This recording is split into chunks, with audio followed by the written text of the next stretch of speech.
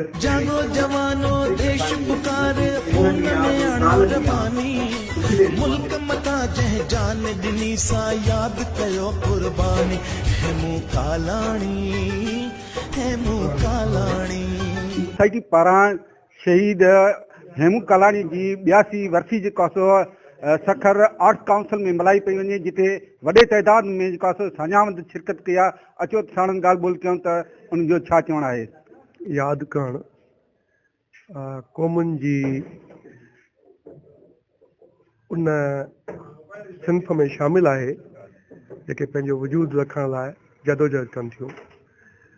ऐं शहीद हेमू कालाणी हेमनदास कालाणी जेतोणीक पाकिस्तान थियण खां अॻु ई क्विट इंडिया मूवमेंट जे सिलसिले में सियासत में नंढी उमिरि में ई पेर पातो, पर संदसि जेके ख़्याल हुया उहे गांधीअ जे अदम तशदुद वारी सियासत खां हटी करे सुभाष चंद्र बोस ऐं हुर मूवमेंट जी जेका विड़ाक तहरीकूं हुयूं ओॾे हुनजो वधीक ख़्यालु हूंदो हुयो। इहो ई सबबु हुयो जो हू उन वक़्त जे हिसाब सां इनक़िलाबी क़दम खणंदे पकड़िजी पियो ऐं पोइ हुनखे जेका फांसी जी सज़ा ॾिनी वई उहा बि फ़ौजी अदालत ॾिनी हुई जेका मार्शल लॉ 1942 में सिंध में लॻी हुई। उन जे तहत जेके फ़ौजी अदालतूं हुयूं उन अदालत तहत हुनखे फांसी आई हुई। हू शहीद आहे ऐं हुनखे सिंध यादि कंदी आहे। सिंधी हुयो, हिन शहर जो हुयो, पंहिंजे धरती जो हुयो ऐं अहिड़नि शहीदनि खे हमेशह वतन यादि रखंदो। सिंध जो क़ौमी हीरो आहे जंहिं पंहिंजी जवानी में इनकार करे हिकिड़े इनकलाबी हुजण जो सबूत ॾिनो। हुनखां सवाइ उहो हिकु अहिड़ो ओञाण आहे जेको सिंध जी सुञाणप, सिंध जी उन जी जदोजहद, उन जी जेकी इनकार वारे फ़लसफ़े जो मोहदार आहे।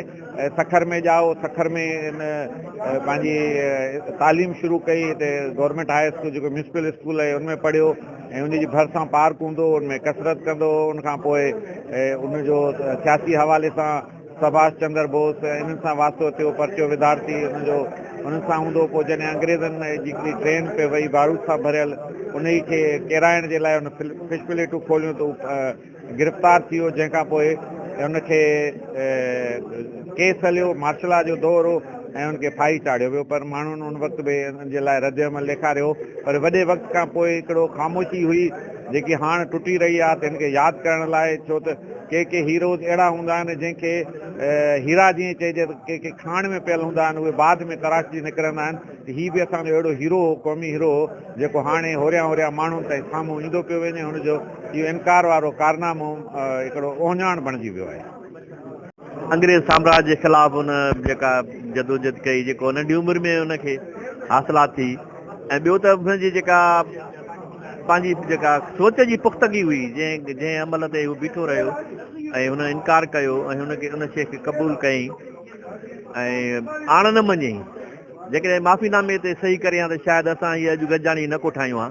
ऐं अॼु असां हुनखे इन करे यादि था कयूं त हुन पंहिंजे जेके बि अमल ते या कौल ते हुन ते क़ाइमु रहियो ऐं हुन वटि जेको बि वीहनि हुयो, पंहिंजो नज़रियो हुयो, पंहिंजी हुन जेकॾहिं चाहे हा त हू पंहिंजी जवानी बचाए सघे पियो। पर हुनजे इन इहे जुरत खे सलाम आहे ऐं हुनजी असां इन करे यादि में गॾु थिया आहियूं। महिरबानी। पर शहीद हेमू कालाणी जी 82 वर्सी आहे ऐं सिंध समेत सॼे नंढे खंड में जेके माण्हू सिंध सां ऐं हिन नंढे खंड जे आज़ादी पसंद तहरीक सां वाॻियल रहिया आहिनि या उन सां मोहबत कनि था या उनजे यादुनि सां मोहबत कनि था, उन तारीख़ सां मोहबत कनि था, उहे सिंध जे इन नंढे खंड जे अज़ीम इनक़लाबी हीरो खे भेटा पेश कनि था ऐं असीं बि उनखे भेटा पेश करण ते गॾु थिया आहियूं। ऐं अॼु साॻी सूरत आहे जंहिं वक़्त में जंहिं दौर में हेमू कालाणी पंहिंजे साथियुनि सां गॾिजी करे गोरिल्ला वार तहत साम्राज्य जेका बैठक काम करे वठी गॾियल हिंदुस्तान ते सिंध समेत उनजे ख़िलाफ़ जेका मूवमेंट शुरू कई उन आज़ादी जे लाइ, सिंध अॼु साॻी न हिकु नई ग़ुलामी में, हिकिड़ी ग़ुलामी जी पंजूड़नि में क़ैद आहे। अॼु बि सिंध जे ज़मीनुनि ते, सिंध जे जाग्राफी ते हर रोज़ बालार थिए पई। सिंध जा वसीला फुरजनि पिया, लुटजनि पिया, उनजो इस्तिसाल थिए पियो ऐं असांखां असांजो वतन खसण जी कोशिशि कई पई वञे, असांजे वसीलनि ते वालात कई पई वञे, असांजे दरिया ते अॻे धाड़ो लॻंदो हो पर हाणे त मुकमिल तौर ते असांखे दरिया खसण जी कोशिशि कई पवंदी त साॻी उन जदोजहद जी वरी ॿीहर ज़रूरत आहे जेका जदोजहद हेमू कालाणी शुरू कई हुई ऐं उन जदोजहद जी पादाश में खेसि फाई चाढ़े वियो। अॼु 82 वर्सी जे मौक़े ते जॾहिं सित गॾु थिया आहियूं त 82 सालनि खां पोइ बि सिंध अॼु उन साॻीअ ग़ुलामी जे तवील हिकिड़ी डिघी राति खे सफ़र करे पियो, ग़ुलामी खे भोॻे पियो। ऐं अॼु सिंध जी नौजवान खे असीं आऊं तव्हांजे वॉइस ऑफ सिंध जे इन तवसत सां सिंध जे नौजवान खे इहा गुज़ारिश कयां थो, अपील कयां थो त सिंध अॼु बि ग़ुलामी जी पंजूड़नि में क़ैद आहे। अॼु बि सिंध हेमू कालाणी जे जदोजहद जो घुरिजाऊ आहे। सिंध अॼु बि सूर्य बादशाह जे जदोजहद जी घुरिजाऊ आहे।